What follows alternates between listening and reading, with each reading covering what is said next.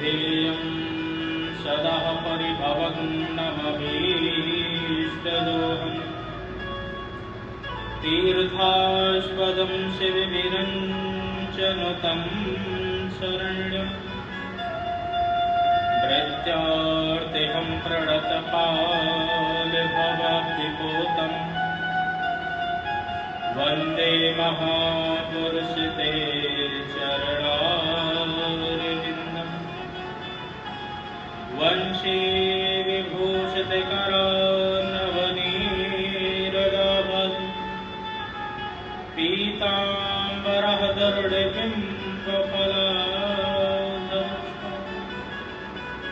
पूर्णेन्दुसुन्दरमुखादरविन्दनेत्रा कृष्णात्पदं किमपि तमहं न जाने नारायणं नमस्कृत्यं नरं चैव नरोत्तमं देवीं सरस्वतीं व्यासं ततो जयमुदीरये। भक्ति भक्त भगवंत गुरु चतुर नाम बपुए को इनके पग बंधन किए सुना सत विघ्न अनेक सब द्वार को छोड़ के आयो तेरे द्वार हे यशोमति के लाडली जरा मेरी ओर निहारो आये हनुमंत विराजिए कथा कहूँ मति अनुसार प्रेम भरी गाली सुबिराजिए पवने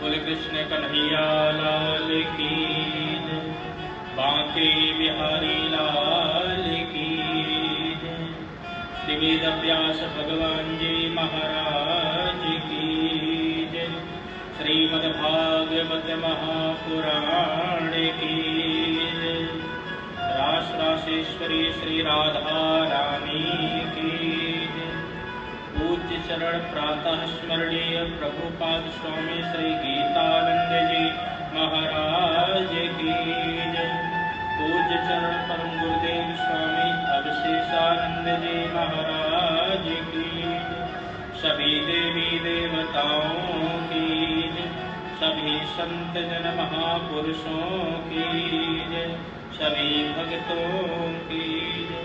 जय जय श्री राम, जय जय श्री राम, जय जय श्री राम। परम मंगल में परात्पर अकारण करुणालय भक्त वांछा कल्पतरु तडिंदित विनिंदित श्री बालकृष्ण लाल के पाद पद्मों में प्रणाम करते हुए आप श्रीमद् भागवत महापुराण के माध्यम से आज के सत्संग सर्ता में हम सराबोर करेंगे। आज की सत्संग सर्ता में हम लोग अपने आप को सराबोर करने के साथ साथ इसका अवगाहन भी करेंगे। तो प्रसंग पर आए। कल मैं निवेदन कर रहा था कि किस प्रकार से सिद्धेश्वर कपिल मुनि महाराज ने अपनी माता जी को दिव्य उपदेश दिया। दिव्य उपदेश में कपिल जी ने कहा कि हे माता जी, समस्त सृष्टि में मेरा ही वास है। ये जितने आपको सृष्टि दिख रही है, चाहे वो स्थूल सृष्टि हो या फिर सूक्ष्म सृष्टि हो, मेरे अतिरिक्त इस संसार में कुछ है ही नहीं। वो तो जीव माया के चक्कर में पड़ करके मेरे स्वरूप को नहीं पहचान पाता है। जब कहीं वो सच्चे संत सदगुरु की शरण में जाता, तभी जाकर के मेरे उस स्वरूप को पहचान पाता है। तो इसलिए इस माया को त्याग करके मेरे स्वरूप को पहचानने का प्रयत्न करना चाहिए। माता देहूती ने हाथ जोड़ करके कहा, आपके इस प्रवचन का, आपके दिए हुए इस दिव्य उपदेश का मैं तो एक ही सार समझ पाई हूं। अहोवत स्वपचतो गरीयं जिह्वाग्रे वर्तते नाम तोभ्यम।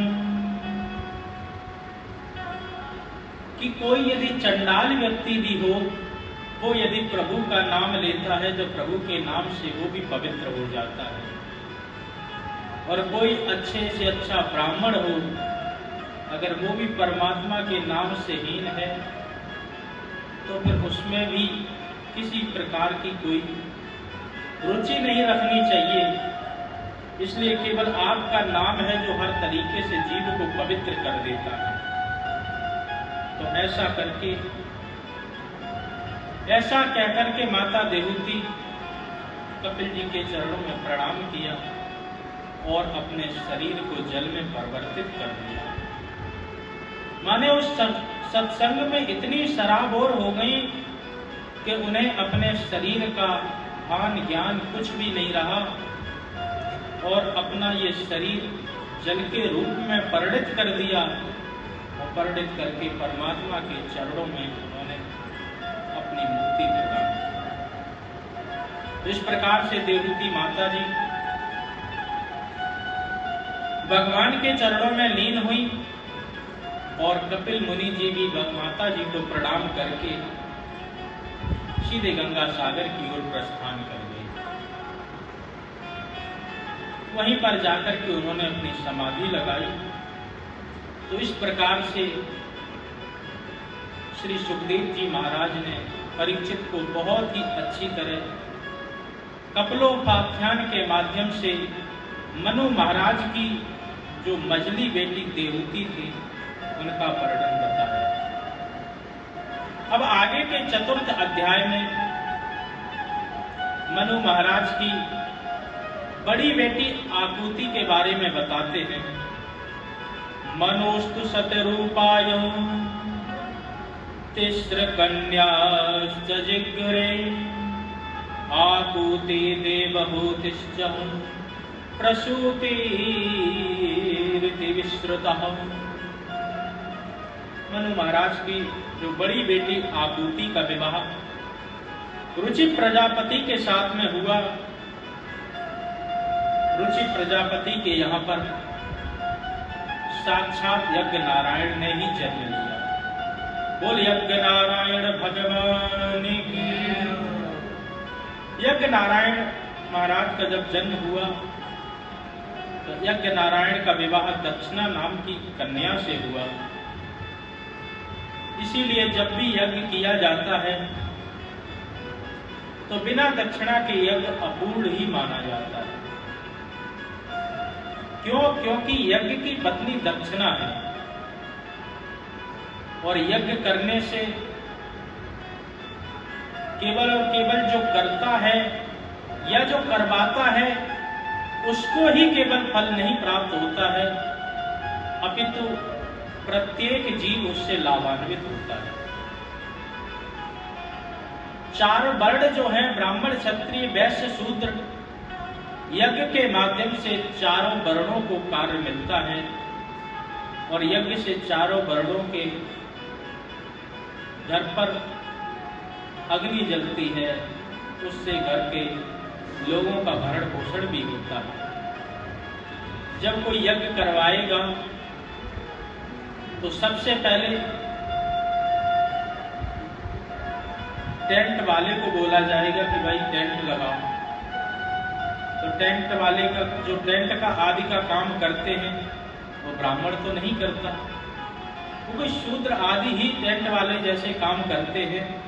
तो फिर वो बांस बल्ली लेकर के आएंगे, वो टेंट लगाएंगे, तो सबसे पहला लाभ तो उन्हीं का हुआ।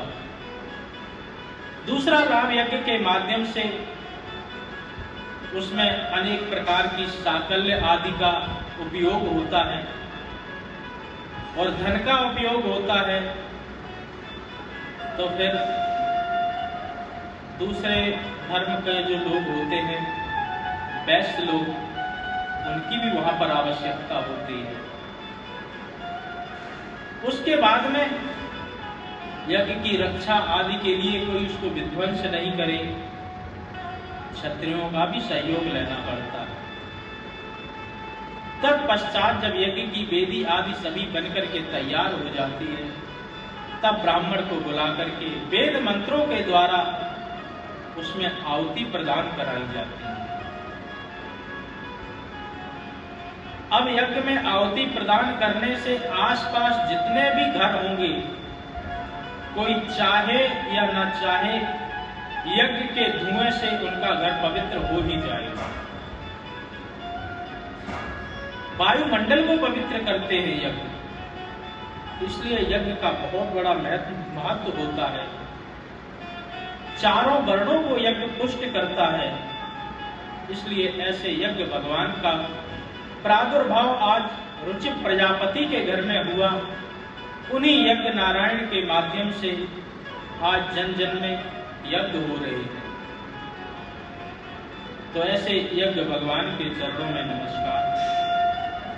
सुखदेव जी कहते हैं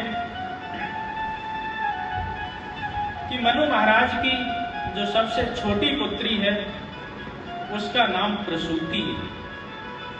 प्रसूति का विवाह दक्ष प्रजापति के साथ में हुआ, जिनके 16 बेटियां हुई। 13 बेटियां धर्म को विवाही गईं। उनमें से जो मूर्ति नामक कन्या थी, वो अग्निदेव को ब्याही गई। नहीं, जो मूर्ति नामक कन्या थी, उनसे श्री बद्रीनारायण भगवान स्वयं साक्षात प्रकट हुए। बोल बद्रीनाथ भगवान की जय। इसके बाद जो अन्य कन्या बची थी, उनमें से जो स्वाहा नाम की कन्या थी, उनको अग्नि को ब्याही गई। सुधा नाम की कन्या पितरों को विवाही गई, और सती नाम की जो कन्या थी, वो भगवान शंकर जी को विवाही गई। उनका विवाह भगवान शंकर जी के साथ हुआ। सभी कन्याओं के पुत्र हुए, परंतु सती का कोई पुत्र नहीं हुआ। क्यों महाराज, सती के कोई पुत्र क्यों नहीं हुआ? बोले सती को अपनी देह का त्याग करना पड़ा, इसलिए उनके कोई पुत्र नहीं हुआ। परीक्षित जी एकदम चौंक गए कि ऐसा क्या हुआ कि सती जी को देह का त्याग करना पड़ा, जिससे किसी भी प्रकार की उनके पुत्र आदि पैदा नहीं हुए। कृपा करके हमें बताइए। तो सुखदेव मुनि जी कहते हैं, एक बार समस्त देवताओं, ब्रह्मा जी आदि देवों ने मिलकर के प्रजापति की गद्दी किसको दी जाए, इसका प्रस्ताव किया। अंत में ब्रह्मा जी के जो पुत्र दक्ष जी थे, उनको ही प्रजापति का अधिकार दे दिया। जब प्रजापति का अधिकार दे दिया,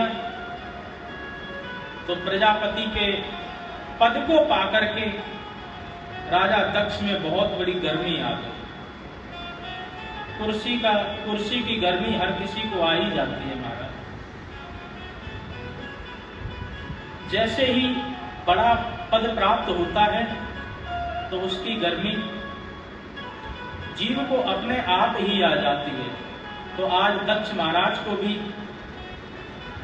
गर्मी आई और उन्होंने एक बड़ा उत्सव किया। उस उत्सव में सम्मिलित होने के लिए बड़े बड़े देवलोग आए, ब्रह्मा विष्णु महेश भी आए।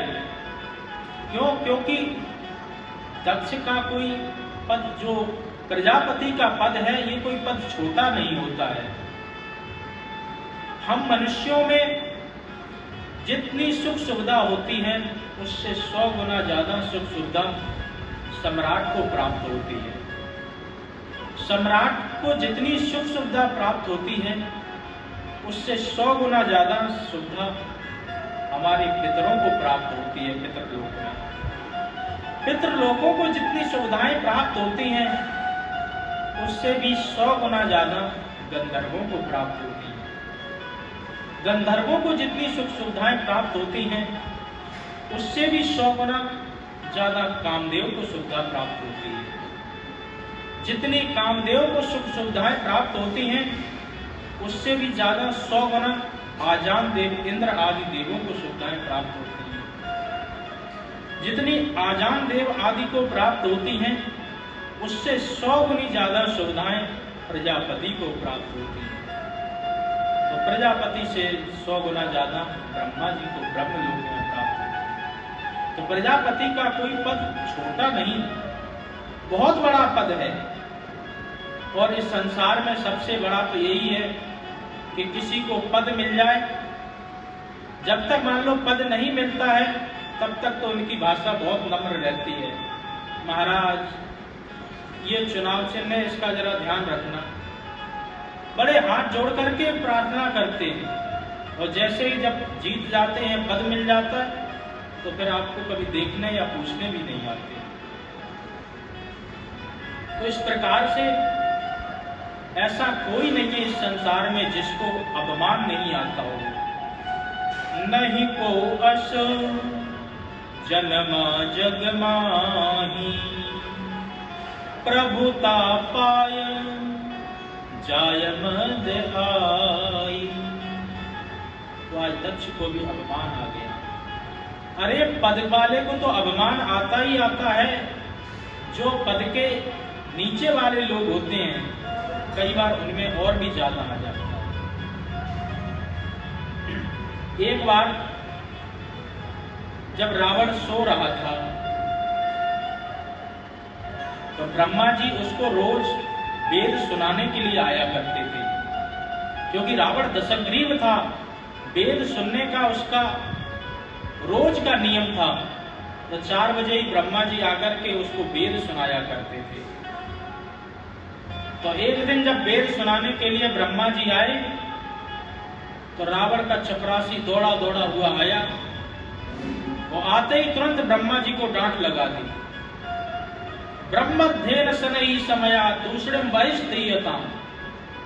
ए मूढ़ ब्रह्मा, ये हमारे महाराज के वेद सुनने का समय नहीं है, तू जाकर के बाहर बैठ जा।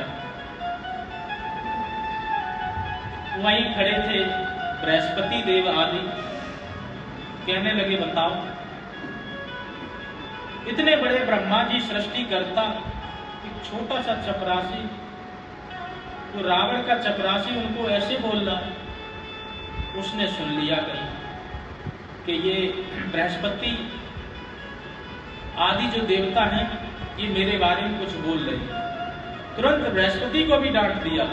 स्वल्पम जल्प बृहस्पते जड़मते नैसा सभा वज्रणा। ए मूढ़ बृहस्पति, ये तेरे इंद्र की सभा नहीं, तुरंत चुप हो जा। पद की गर्मी देखो। रावण का चपरासी है तो उसके अंदर थोड़ी बहुत तो मूढ़ता तो होगी। नारद जी ने सोचा बहुत नाराज है, चलो भाई बीड़ा बजा के थोड़ा सा इसके मन को अच्छा करते हैं। तो तुरंत बीड़ा पर राग छेड़ दी। तुरंत बोला बीड़ा सुंदर नारद, नारद जी बीड़ा वहीं रख दो। वहां आलाप करने वाले बैठे थे, कुंबर आदि लोग। उन्होंने सोचा चलो आलाप करके इसका मूड थोड़ा सा ठीक किया जाए। तो जैसे ही आलाप शुरू किया तो तुरंत बोल पड़ा अलापम तुम्बरो। आलाप को तुरंत बंद कर दो। अलापम अलम तुम्बरो। सबने पूछा कि भाई आप इतने नाराज क्यों हो? ब्रह्मा जी को भी डांट दिया, देवगुरु बृहस्पति को भी डांट दिया, हम सब देवताओं को डांट रहे। बोलता है सीता रल्लक भल्ल भग्न हृदया स्वस्थो न लंकेश्वरा। सीता जी के जो कोमल कोमल बाल हैं वो आज भाले की तरह हमारे महाराज जी के हृदय में प्रवेश कर गए, घुस गए। इसलिए हमारे महाराज जी स्वस्थ नहीं है, इसलिए आज आप लोग कोई भी वेद पाठ कुछ मत सुना। तो कहने का मतलब जब एक चपरासी में इतनी गर्मी हो सकती है तो दक्ष पद पर जो बैठा हुआ है, जो प्रजापति के पद पर बैठा हुआ, उसको गर्मी क्यों नहीं होगी। तो आज दक्ष प्रजापति ने एक समारोह आयोजित किया। उस समारोह में सभी देवताओं को बुलाया, ब्रह्मा विष्णु आदि भी आए। जैसे ही दक्ष आया, दक्ष ने देखा सारे देवता तो मेरे स्वागत में खड़े हो गए, परंतु ब्रह्मा विष्णु महेश खड़े नहीं हुए। अभिमानी व्यक्ति की यही दृष्टि होती है। 100 लोग उसका सम्मान करें, वो उसको नहीं दिखता। यदि एक ने भी उसका अपमान किया तो उस पर तुरंत नजर चली जाती है। ब्रह्मा जी की तरफ देखा, ओ कोई बात नहीं, ये तो मेरे पिताजी हैं। बेटा कितना बड़ा भी हो जाए परंतु पिता से थोड़ी बड़ा हो सकता है। विष्णु जी की तरफ देखा, हो ये तो मेरे परदादा हैं, ये नहीं खड़े हुए, कोई बात नहीं। शंकर जी की तरफ जैसे ही देखा तुरंत मूड खराब हो गया। अरे ये तो मेरा दामाद है, इसको तो मेरा सम्मान करना चाहिए। और तुरंत माइक पकड़ करके बोलने लगे, श्रूयतां ब्रह्म ऋषयो में सह देवा सहग्नया साधूनां व्रतो विज्ञम नाज्ञानान्य च मत्सरा। मैं कहना तो नहीं चाहता हूं, फिर भी एक बात कहना चाहूंगा कि सभ्य समाज में कभी भी किसी असभ्य व्यक्ति को नहीं बुलाना चाहिए। असभ्य व्यक्ति को बुलाने से समाज की मर्यादा खत्म हो जाती है। सब एक दूसरे की तरफ देखने लगे, विचार करने लगे कि भाई जो दक्ष प्रजापति हैं, इनका संबोधन तो सबसे बाद में होना चाहिए। और आते ही माइक पकड़ लिया, बोलने लगे और कहने लगे कि असभ्य व्यक्ति को सभ्य सभा में नहीं बुलाना चाहिए। अरे यार असभ्य कौन है, सब इधर उधर देख ही रहे थे। तो तुरंत कहा कि इधर उधर क्या देख रहे, ये तुम्हें शंकर नहीं दिख रहा? राम राम राम। अगर ये अच्छे लोगों में बैठे तब तो इसको थोड़ी सी बुद्धि आए। भूत प्रेतों के साथ में बैठता है, सांप आदि को गले में डाल करके घूमता है, जैसी संगत करता है वैसी तो इसकी रंगत रहेगी। तो किसी ने हाथ जोड़ के पूछ लिया, महाराज जब आपने इसको दामाद बनाया तो क्या तब आप में ये बुराइयां दिखाई नहीं दी इसको? बोले ये वो तो मैंने ब्रह्मा जी के कहने पर दामाद बना लिया, नहीं तो ये मेरे बेटी को मेरा दामाद बनने लायक ही नहीं है। गृहीत्वा मृग सावाक्षा पाणी मरकट लोचना। कहा मेरी पुत्री इतनी अच्छी मृग नैनी, मृग की आंखों वाली, और ये बंदर की आंखों वाला, इसके साथ में अपनी पुत्री का विवाह करता। नंदी महाराज से सुना नहीं गया। बोले महाराज आपको इतनी गाली पड़ रही, आप कृपा करके हमें आज्ञा दें तो मैं अभी दक्ष को थोड़ा समझाने का प्रयत्न करूं। बोले बाबा ने कहा, बेटे ये हमारी ससुराल है और ससुराल की गाली हर किसी को खानी पड़ती है।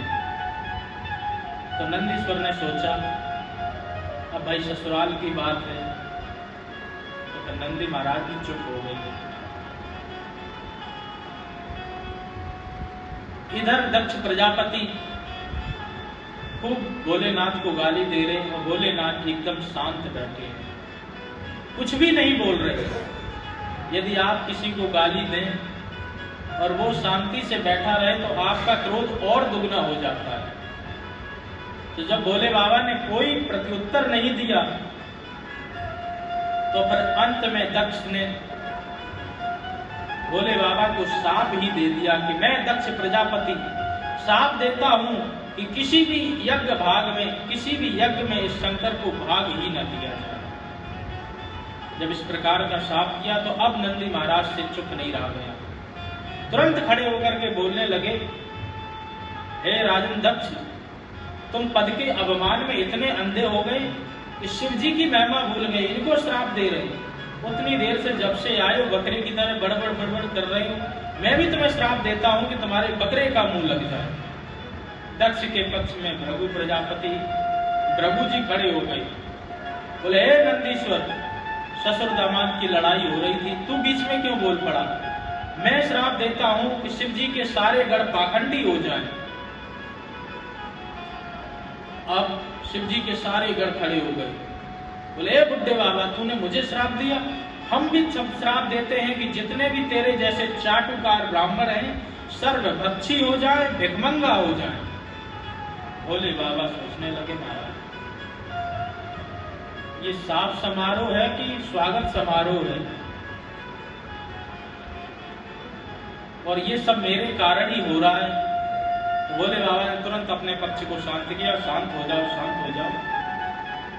सबको जब शांत किया और शांत करने के बाद में अपने कैलाश पर्वत की ओर चले गए। शांताकारं शिखर शयनम, शिखर की ओर, कैलाश पर्वत की ओर चले गए और जाकर के वहीं पर आराम किया। दक्ष प्रजापति ने कई वर्षों के बाद में शिव जी को अपमानित करने के लिए एक यज्ञ का आयोजन किया। सबको कार्ड भेजे, सबको निमंत्रण भेजा, परंतु शिव जी के यहाँ पर कोई निमंत्रण चिट्ठी कुछ भी नहीं भेजी। जब यज्ञ किया, हरिद्वार के पास में जो कनखल एक जगह है, वहां पर यज्ञ का आयोजन किया, तो सभी देवी देवताओं को जब बुलाया तो सभी देवी देवता अपने विमान में बैठ बैठ करके कैलाश मार्ग के रास्ते ही वहां पर जा रहे थे। जब माता सती जी ने देखा इतने विमान जा रहे हैं, अभी तो कहीं कुंभ का समय भी नहीं है, ये देवलोक कहाँ जा रहे हैं, तो एक विमान नीचे से निकल रहा था, तो तुरंत पूछा, देवी जी कहाँ जा रही हो? तो बोले, अरे सती, तू यहाँ पर बैठी, तेरे पिताजी ने कितना अच्छा यज्ञ का आयोजन किया, तुझे नहीं बुलाया। अब सती जी के होश हो गए, परंतु बात संभालती हुई बोली, नहीं नहीं बहन, मैं भी निकल ही रही हूं, आप लोग पहुंचो, हम भी पीछे से आ रही हैं। जब ये देखा, विचार करने लगी, क्यों नहीं बुलाया। दूसरी तरफ भोले बाबा अपनी समाधि में लीन थे। जैसे समाधि खुली तो माता सती जी बहुत अच्छी तरह उनकी सेवा करने लगी। भोले बाबा ने कहा, देवी जी, आज आप ज्यादा ही कुछ सेवा में मग्न हो रही हैं। बोले, नहीं नहीं महाराज, प्रत्येक पतिव्रता नारी का कर्तव्य होता है कि अपने पति की सेवा करें, परंतु देवी जी मैं देख रहा हूं आज आपकी कुछ ज्यादा ही पतिव्रत भक्ति जागृत हो रही, क्या बात है, बात बताएं। तो माता सती जी कहती हैं कि आप ये सब विमान देख रहे हैं, ये सब विमान कहां पर जा रहे हैं? माता जी ने अपनी शैली बदली। वैसे जब कभी माताओं के यहाँ पर कोई भी मायके में आयोजन हो तो बहुत बड़ा चढ़ा के बोलती है, मेरे पिताजी ने ऐसा किया है, मेरे पिताजी ऐसा कर रहे थे। परंतु आज सती माता ने बहुत ही विनम्रता से हाथ जोड़ करके कहा, प्रजापतस्ते ससुरस्य सांप्रतम निर्यापितो यज्ञ महोत्सवः किल। आपके ससुर जी ने बहुत ही सुंदर यज्ञ का आयोजन किया है। सभी देवी देवता उस यज्ञ में सम्मिलित होने के लिए जा रहे हैं, हमें भी उस यज्ञ में सम्मिलित होने के लिए चलना चाहिए। भोले बाबा ने कहा, कोई चिट्ठी पत्री आई क्या? अब सती जी चुप। बोले, नहीं नहीं महाराज, चिट्ठी पत्री भेजी तो जरूर होगी, कई बार डाक मिस हो जाती है, आई नहीं होगी, लेकिन ऐसा नहीं है कि उन्होंने भेजी ना हो, भेजी जरूर होगी। तो फिर आज भगवान शंकर जी ने कहा कि देवी जी ऐसी बात नहीं है, मुझे अच्छी तरह पता है कि कोई भी चिट्ठी पत्री कुछ भी नहीं भेजी गई।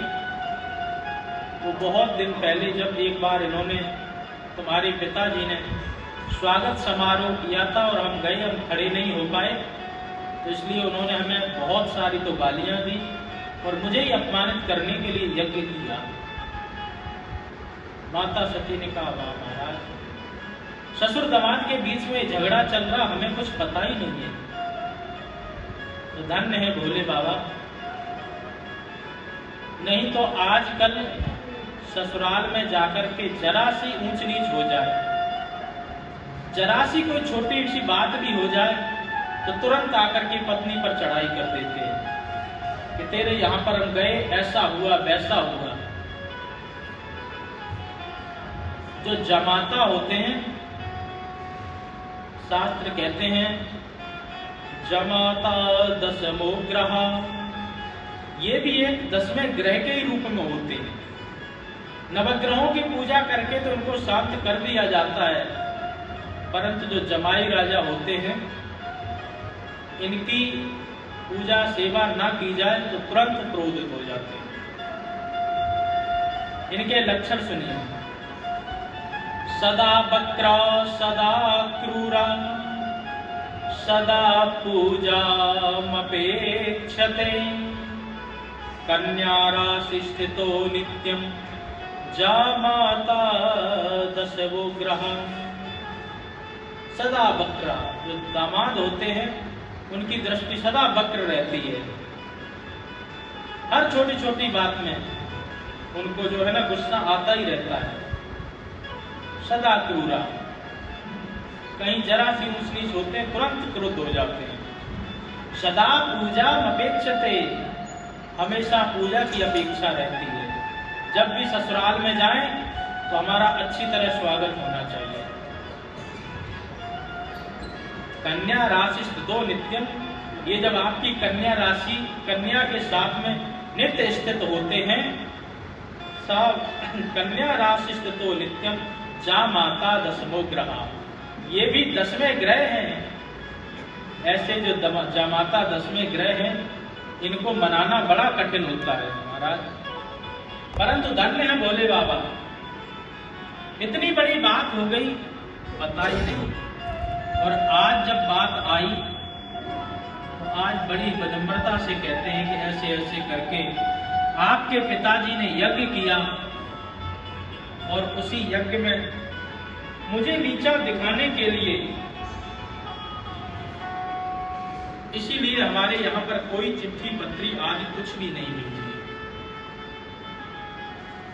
माता ने कहा, इतनी बड़ी बात है, मुझे कुछ पता ही नहीं है, आप कृपा करके मुझे आज्ञा दें, मुझे जाने दें, मैं जाकर के दोनों पक्ष की बात वहां पर संभाल लूंगी। और मेरे जाने का मन भी हो रहा है, वहां पर मेरी बहनें आएंगी और आकर के सब पूछेंगी मेरे बारे में, और मैं जब नहीं दिखूंगी तो सब सोचेंगी बताओ वो क्यों नहीं आई। इसलिए मुझे तो जाने की अनुमति दें। भगवान शंकर जी कहते हैं, देवी जाने में कोई आपत्ति नहीं। पिछली बार मैं गया था तो इतना सब झगड़ा हो गया, इस बार मैं कहीं जाऊंगा तो बड़ा युद्ध ही ना हो जाए, इसलिए मैं नहीं जा रहा हूं और आपका भी जाना उचित नहीं समझता। जहां पर व्यक्ति का स्वागत नहीं हो, जहां पर व्यक्ति के आने से अगले आदमी के हृदय में प्रेम न प्रकट हो, बोले ऐसे वहां पर नहीं जाना चाहिए। चाहे वहां पर फिर आप कितना भी सोना बरस रहा हो, कितनी भी आपको सुख सुविधाएं मिलने की अपेक्षा हो, परंतु ऐसे जगह जाना तो बिल्कुल नहीं चाहिए। आवत ही हर से नहीं, नैनन नहीं स्नेह, तुलसी वहाँ न जाइए, चाहे कंचन बरसे।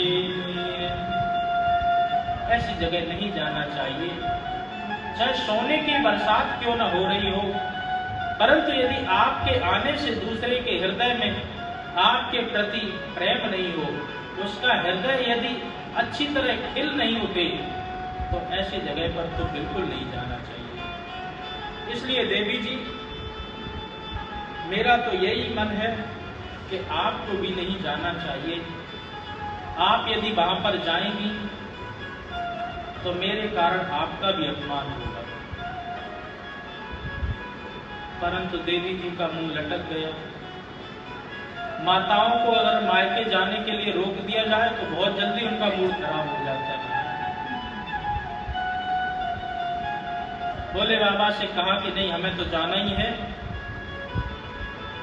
भोले बाबा ने बहुत समझाया, परंतु जब नहीं मानी तो बोले जैसे आपकी इच्छा है वैसा आप करो। माता सती जी थोड़ी दूर तक चली, फिर तुरंत उनको पतिदेव की याद आ गई। पतिदेव ने आज्ञा तो नहीं दी, सारा जीवन इन्हीं के साथ में विचारना है, गुजारना है, तो तुरंत वहां से वापस लौट आए।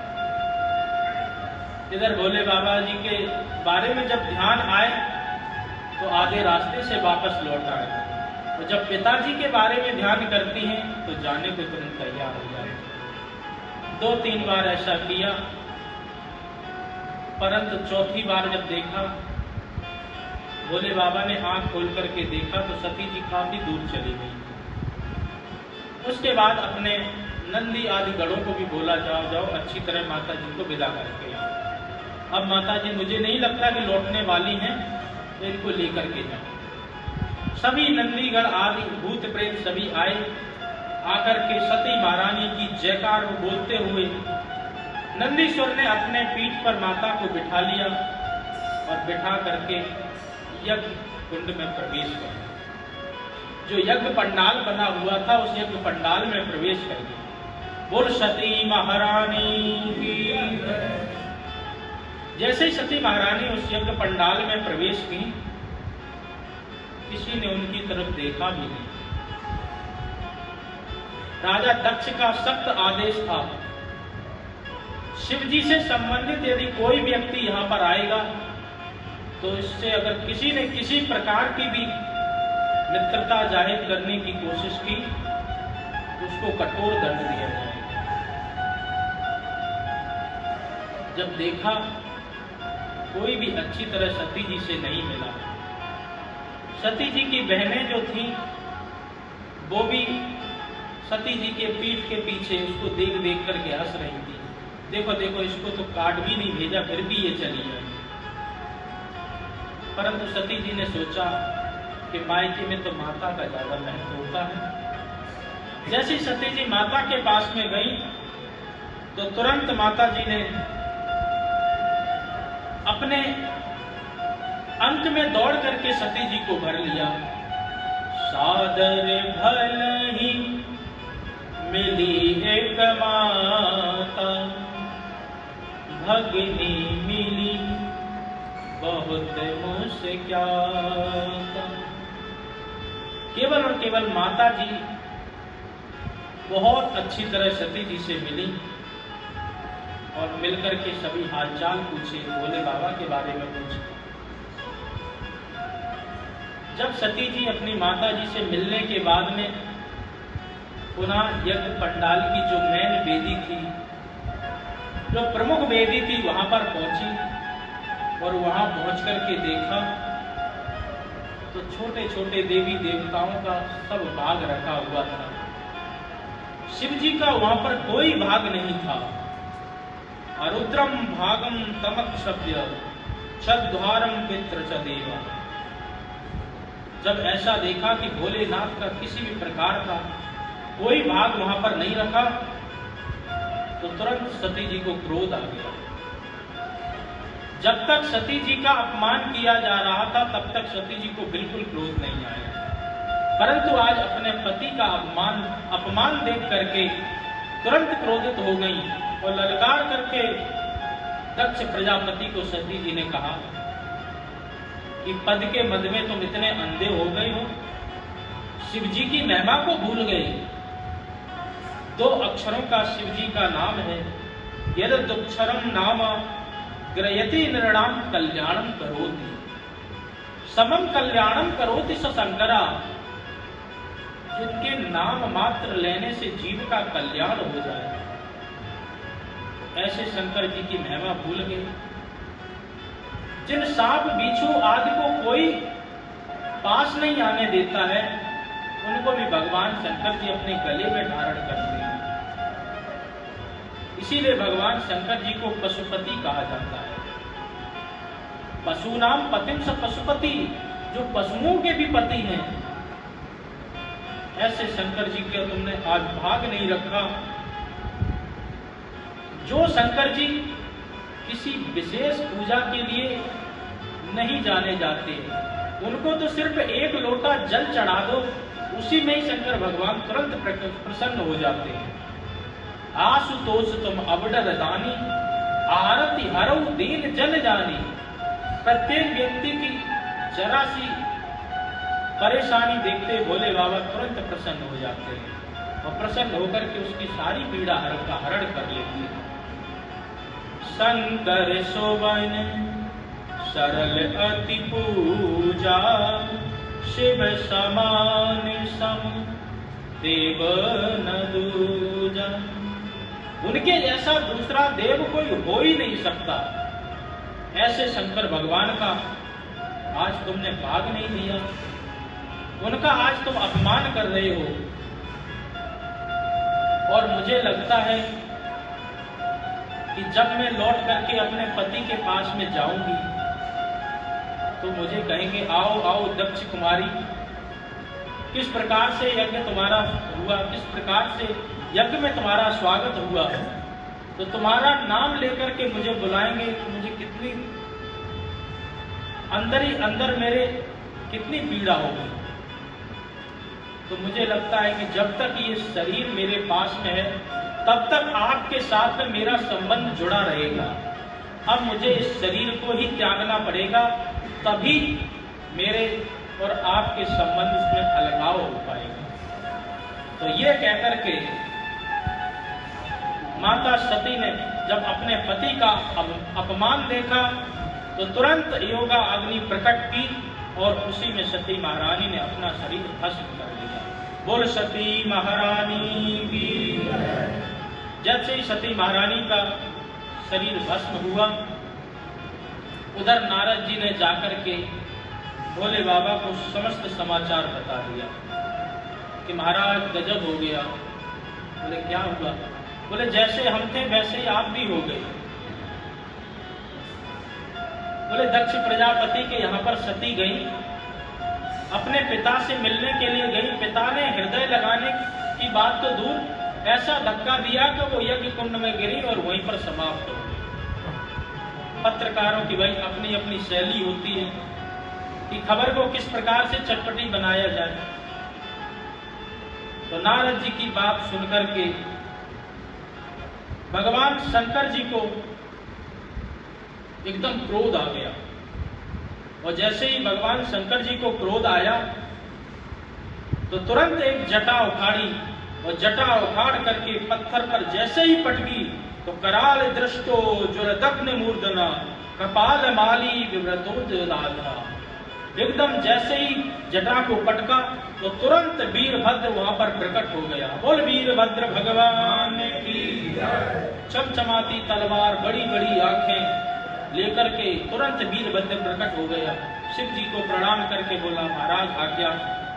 शिव जी ने तुरंत कहा, हो वीरभद्रम दक्षम सा यज्ञम जही। तुरंत जाओ और दक्ष को यज्ञ सहित समाप्त कर दो। जैसे ही वीरभद्र आगे आगे चलने लगा तो वहां से जो भूत प्रेत पिट करके वापस आ रहे थे, क्योंकि जैसे ही सती महारानी ने शरीर भस्म किया तो भूत प्रेतों ने उपद्रव आरंभ कर दिया था। परंतु जो यज्ञाचार्य भृगु जी महाराज थे, उन्होंने एक रक्षोहर मंत्र प्रकट किया तो बहुत सारे देवी देवता तुरंत यज्ञ कुंड से प्रकट हो गए और भूतों को मार मार करके भगा दिया। जब इधर से जब भूत प्रेत लौट करके आ रहे थे भोले बाबा के पास में, और रास्ते में ही इन्हें वीरभद्र मिल गए, तो जैसे ही वीरभद्र मिले तो तुरंत भूत प्रेत सब प्रसन्न हो गए। कहा कि हमारे सेना नायक अब साथ में चल रहे, अब हमें किसी प्रकार का डर नहीं है। तो तुरंत, क्योंकि भूत प्रेत जो होते हैं इनका जो शरीर होता है ये वायु प्रधान होता है, वायु की गति से दौड़ करके जा रहे थे। यज्ञ के समीप जैसे ही पहुंचे तो बहुत जोर से धुआं उठा, तो कोई लोग आपस में बातचीत करने लगे। बाता न बनती नहीं संत दस्तवा, कोई सोचने लगा बहुत जोर से आंधी आने वाली है, कोई सोचने लगा नहीं नहीं ये तो बहुत ज्यादा कहीं डाकुओं का समूह दौड़ रहा है। किसी ने कहा कि ये डाकू नहीं हो सकते, क्योंकि आजकल शासन इतना टाइट है कि आजकल डाकू अपने आप को बाहर सुरक्षित नहीं समझते, वो खुद ही कहते कि हमको जेल में बंद कर दो। प्राचीन परी का शासन है, डाकू तो हो ही नहीं सकते। जब तक कोई कुछ समझ पाता, जब तक कोई कुछ देख पाता। भ्रगम बबंद मणिमान वीर भद्रम प्रजापति चंडी सहभूषणम देवम भगम नंदी सरो महत। सभी भूत प्रेत तुरंत यज्ञ मंडल में प्रवेश कर गए और सभी देवी देवता जितने आए थे उन सब की पिटाई चालू कर दी। किसी ने कहा कि भागो भागो भागो, किसी ने कहा सारे भूत प्रेतों को पकड़ने लगे। जैसे ही भूत प्रेतों ने देवी देवताओं को पकड़ा और पकड़ करके कहा कि जो भी इस यज्ञ में आज आएगा बिना यज्ञ का भाग लिए नहीं जा सकता है। तो तुरंत किसी ने पूषा ऋषि को पकड़ लिया, किसी ने भृगु ऋषि को पकड़ करके उनकी दाढ़ी उखाड़ करके यज्ञ कुंड में स्वाहा कर दी। किसी ने पूषा ऋषि की ऐसा जोर से ठूसा मारा कि उनकी बत्तीसी बाहर आ गई। किसी ने भग देवता की दोनों आंखें फोड़ दी। सभी देवी देवताओं को मार मार के खंडित किया। अंत में वीरभद्र ने दक्ष को पकड़ करके जकड़ करके मुंडी मरोड़ करके यज्ञ में स्वाहा। बोल शंकर भगवान की। इस प्रकार से पूरे यज्ञ को विध्वंस कर दिया। जितने भी बड़े बड़े रायते के कुंड थे सब भूत प्रेत घुस गए, उन सबको फैला दिया। हर हर महादेव करके उसी में नहाने लगे और यज्ञ को विध्वंस करके दक्ष को के गर्दन को उसी यज्ञ कुंड में स्वाहा करके सभी दौड़ते दौड़ते भगवान शंकर के पास में आ गए। अब देवता सब रो रो करके ब्रह्मा जी के पास पहुंचे कि महाराज यज्ञ तो बहुत किए परंतु इसके जैसा यज्ञ नहीं किया। अरे हम भाग लेने के लिए गए थे और अपना ही भाग दे करके आ गए। किसी का हाथ टूट गया, किसी का पैर टूट गया, किसी की आंखें चली गई, इन्होंने तो हमारा ही भाग ले लिया। ब्रह्मा जी तुरंत बोले बिना विचारे जो करे सो पीछे पछताए। हमारे पास भी निमंत्रण आया था, हम तो नहीं गए, तुम लोग ऐसे यज्ञ में गए ही क्यों? बोले महाराज अब की खाई तो खाई, आगे खाए तो राम दुआई। अब आगे कभी भी किसी ऐसे यज्ञ में नहीं जाया करेंगे,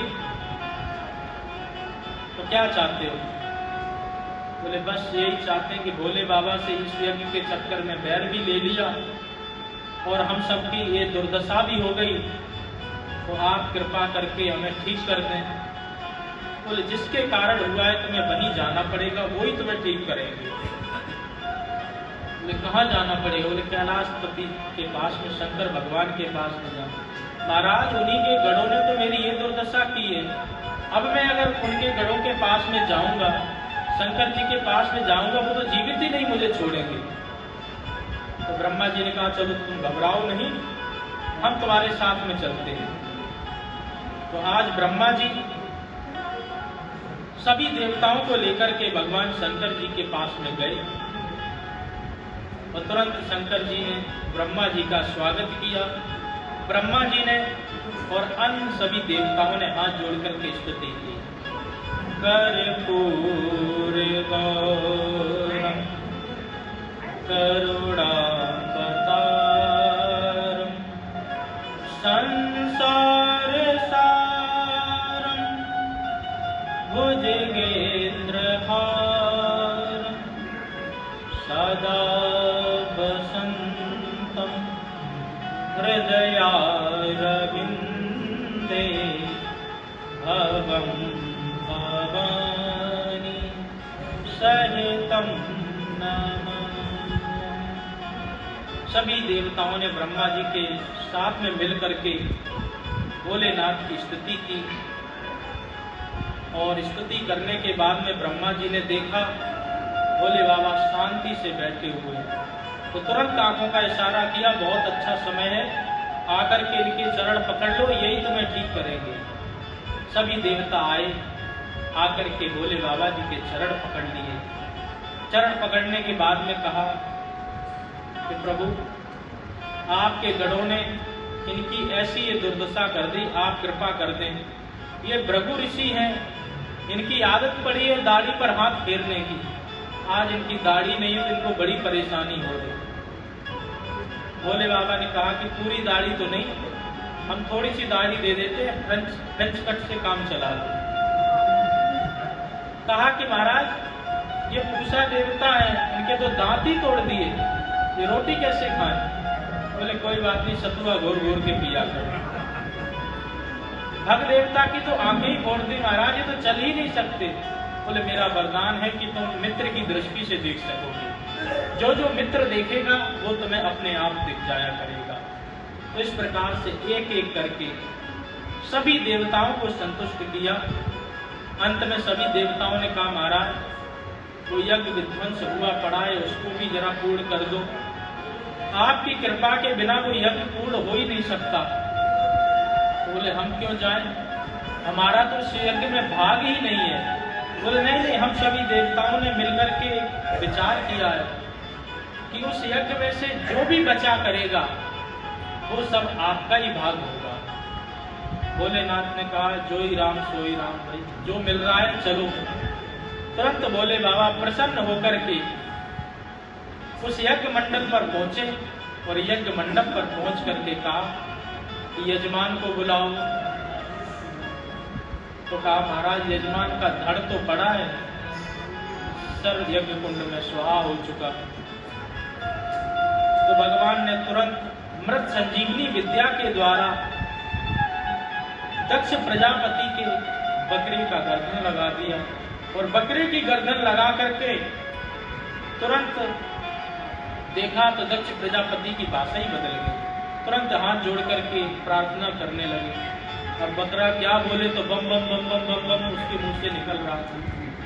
इसीलिए जब भी शिव जी के मंदिर में भक्त लोग जाते हैं बम बम बम बम करके बोलते हैं तो तुरंत भोले बाबा को अपने ससुर की याद आ जाती है, तो तुरंत प्रसन्न हो जाते भोले बाबा। इसलिए जब कभी जाओ तो बम बम जरूर बोलना चाहिए शिव जी के मंदिर में।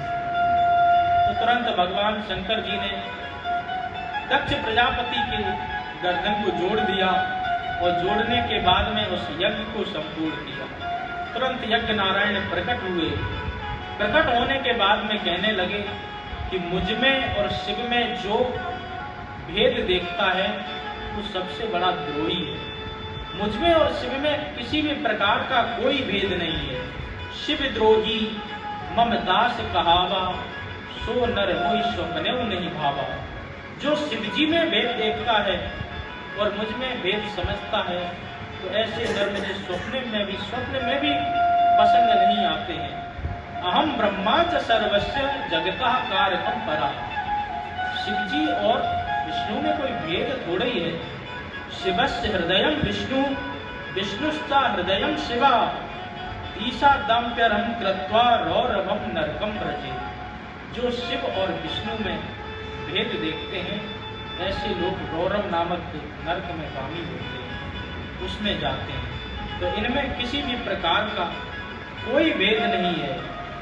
जब भगवान ने रामेश्वर की स्थापना की, रामेश्वर की स्थापना करने के बाद में पूछा इसकी परिभाषा क्या है, तो राम जी कह रहे हैं रामस्य ईश्वरा स रामेश्वरा। जो राम के जो ईश्वर हैं उन्हीं का ही नाम रामेश्वर है।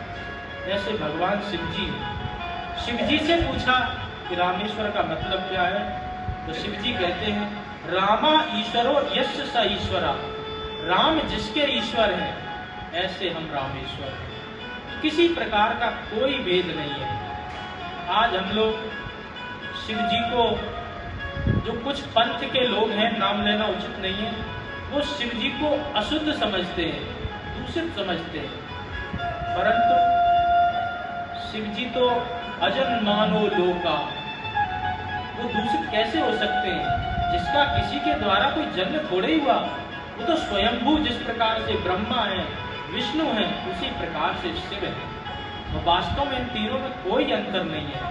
ब्रह्मा, विष्णु, सदाशिव, ये तीनों एक, तीनों एक ही तो हैं। तो इस प्रकार से भगवान शंकर जी को नारायण से अलग नहीं समझना चाहिए। तो भगवान शंकर जी ने यज्ञ को संपन्न कराया, और यज्ञ को संपन्न करा करके भगवान नारायण जी ने भी इस प्रकार का ज्ञान दे दिया कि मुझ में, शिव में किसी प्रकार का भेद नहीं है। इसलिए अज्ञान के वशीभूत होकर के कोई किसी प्रकार का भेद नहीं करे। तो इसी के साथ जय घोष के साथ में मैं अपनी वाणी को विश्राम दूंगा, क्योंकि सेवा का समय भी हो गया है। बोल बांके बिहारी लाल की, श्री गीता बिहारी लाल की, श्री सद्गुरुदेव महाराज की, सच्चिदानंद भगवान की। पूज्य चरण श्री स्वामी सद्गुरुदेव गीतानंद जी महाराज की। पूज्य चरण प्रभुपाद स्वामी अवशेषानंद जी महाराज की। रास राजेश्वरी श्री राधा रानी की। सभी संत महापुरुषों की, सभी भक्त महापुरुषों की जय जय श्री राम, जय जय श्री राम, जय जय श्री राधे।